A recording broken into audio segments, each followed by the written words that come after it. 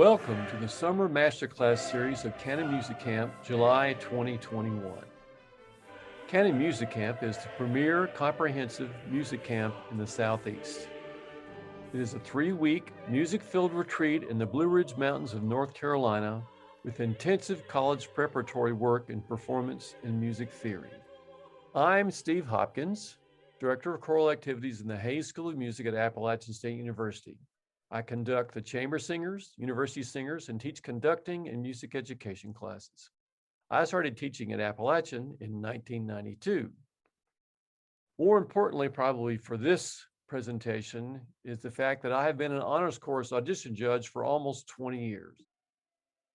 Our goals today are to guide you through the audition process step by step, so you'll be more comfortable with a routine at the audition. I hope to give you some tips for a successful audition. We're going to look at the audition piece and outline some practice strategies. And I'll provide you links to recordings of the audition piece and other helpful resources. When I was a high school teacher and my students participated in these kinds of events, knowing what to expect in the audition process was as important as knowing the music. Being comfortable with the routine will make it easier for you to perform at your best. As we get started, it's important to note that the routines and procedures I'm outlining here are the ones we used pre-pandemic. As far as I know, it will be the same routine for this fall. If any of this changes, I'll make a follow-up video and it will be posted the same place you found this one.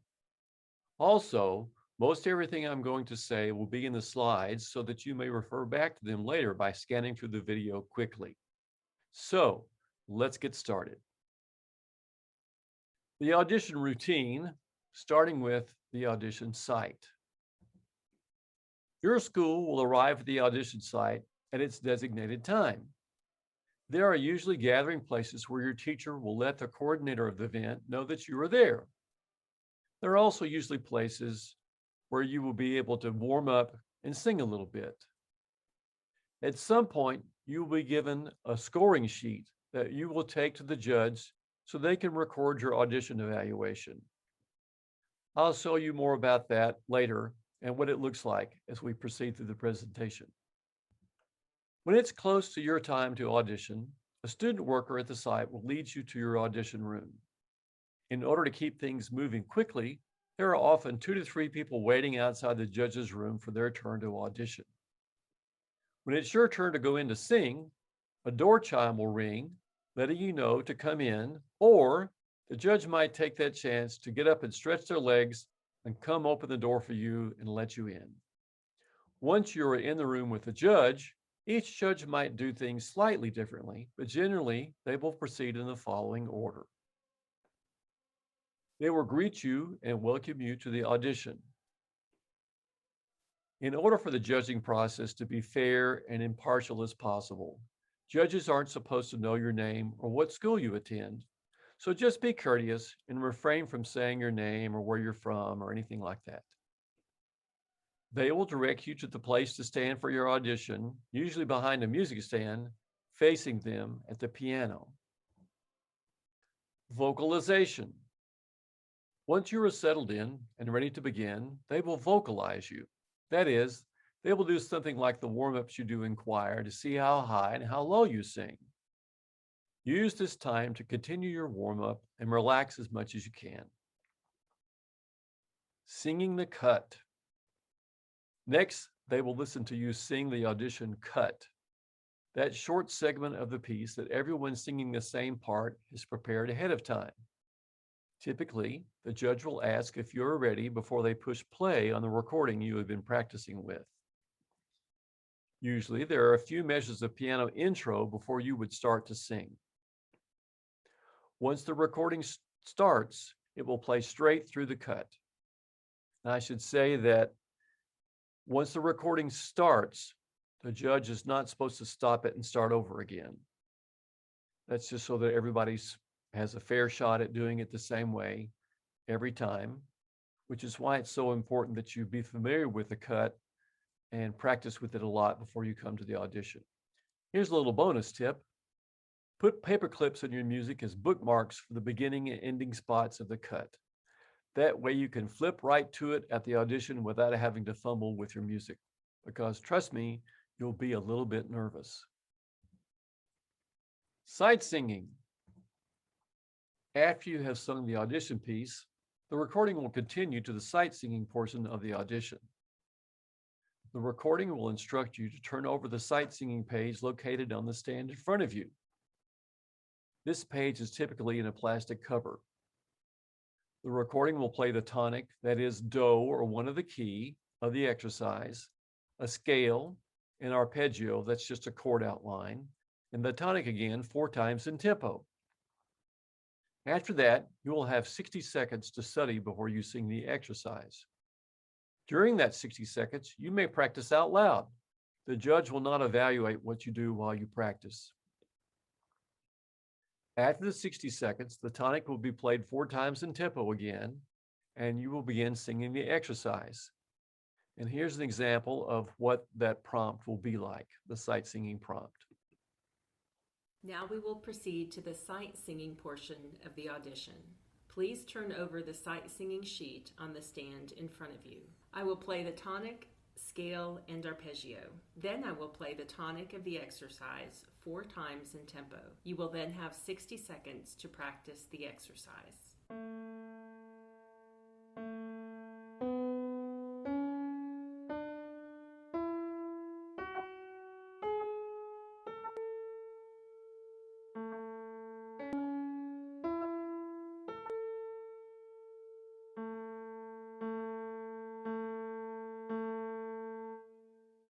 Now there will be 60 seconds of blank on the recording, and this is when you would practice.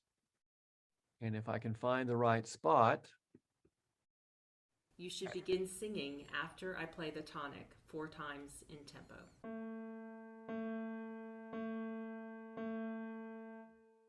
And that's when you would sing the exercise to be judged. It doesn't matter if you sing the exercise on solfege, that is do, re, mi, or numbers, or la, or whatever. It doesn't matter if you start with one thing and switch to something else in the middle. All the judge will be listening for is how accurately you sing the pitches, rhythms, dynamics, and phrasing. After you're through with the sight singing, you are done. Please return the sight singing page to the stand. The judge will probably thank you for singing or wish you luck or something like that. Then you can leave the room. And here's a link to more of those kinds of prompts that we just listened to about the sight singing. I'll put a link to those in the description below the video. The audition routine for the judge. I think it's important that you know what the judges will be doing while you're singing. I'm going to leave this up here. It's just kind of something for you to read and get an idea of what's going on, but I'm going to tell you what I do as I judge. During the vocalization part, all the judges will play the piano with you as you sing, and that'll help them listen for your highest and lowest notes. Then, once you're ready to sing the cut, the judge will push play on the recording, and it will play to the end of the audition, including the sight singing part. While that's going on, I'm making notes. I'm writing down things that you did well or that you didn't do that I thought you should have done. Just making quick notes so that at the end, I can give you an accurate and fair score. The fact that I'm not looking at you doesn't mean I'm not paying attention to you or that I'm being rude. I'm trying to do the best job I can, and sometimes that means looking at my music, looking at what I'm writing. So please don't take it as not being interested in you because we don't look at you all the time. Just this little tidbit here, we're on a 6-minute per audition schedule, often hearing 67 singers a day over 3 days.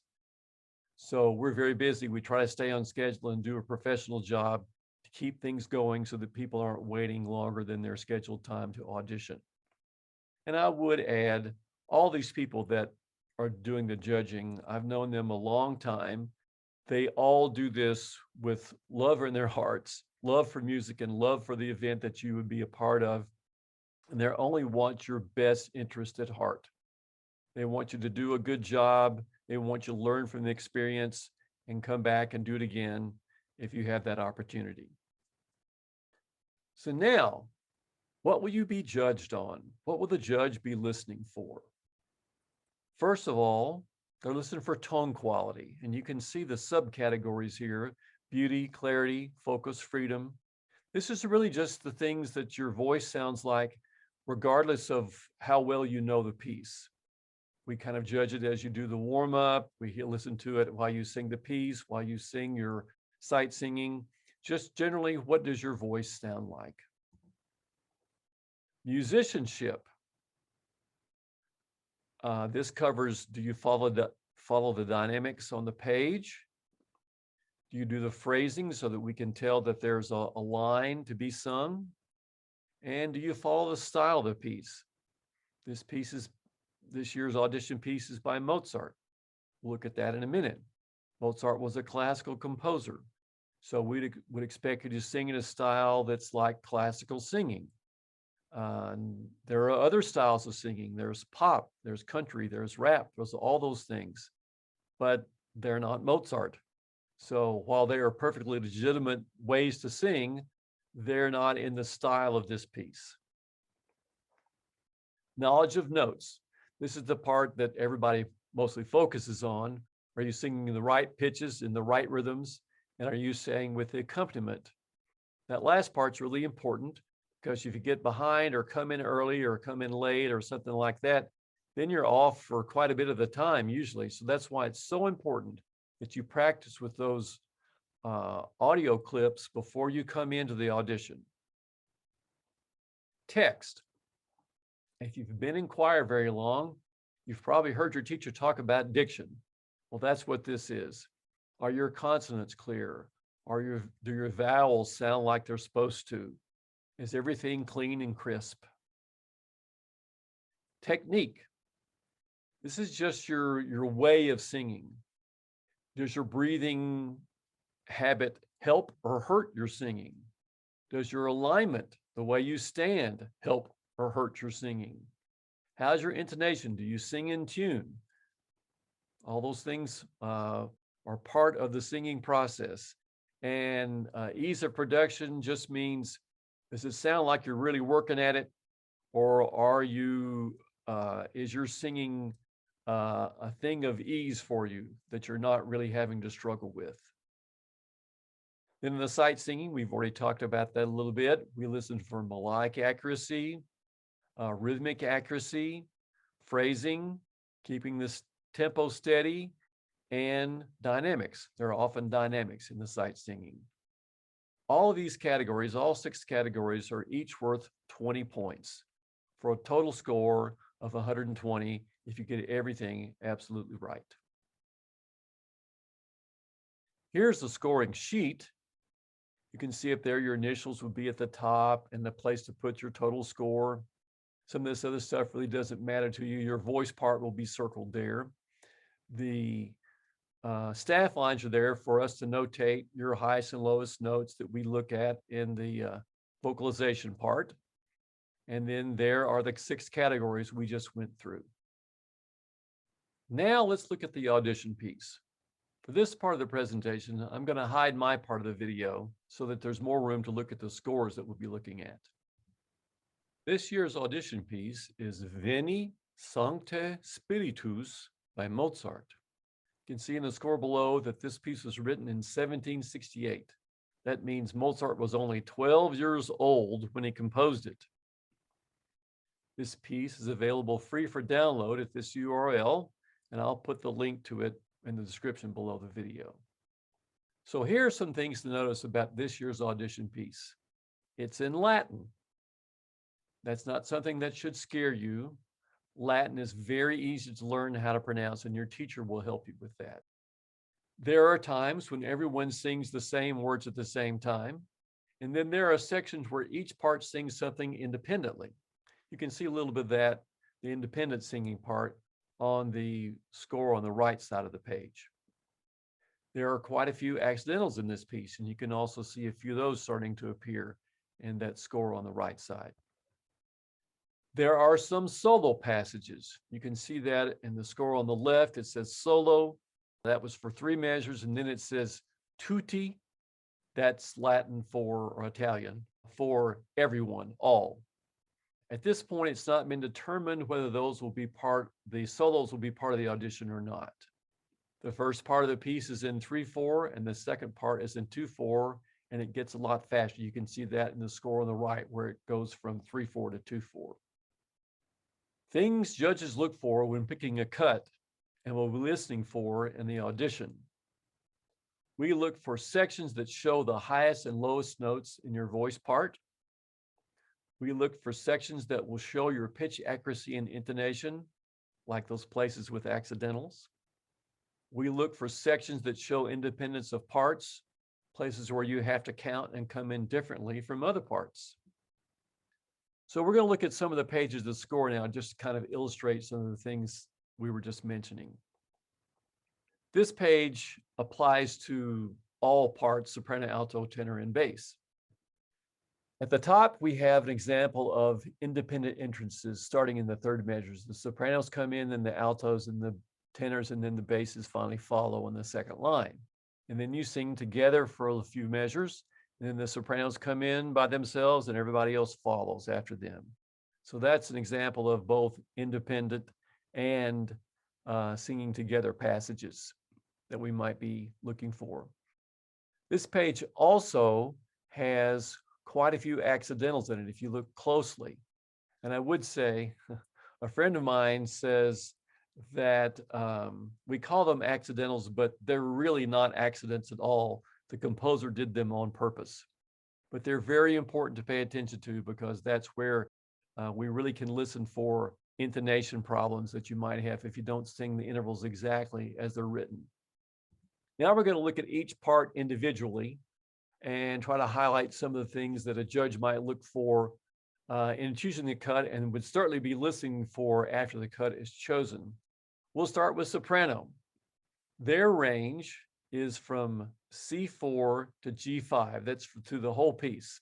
And C4 is middle C. So if you can kind of keep that in mind as I go through the presentation, C4 is middle C. So you're singing from, the sopranos sing from middle C on the piano to G above the treble clef. That's their range, almost a little bit more than an octave and a half. And you can see that here on these 2 pages.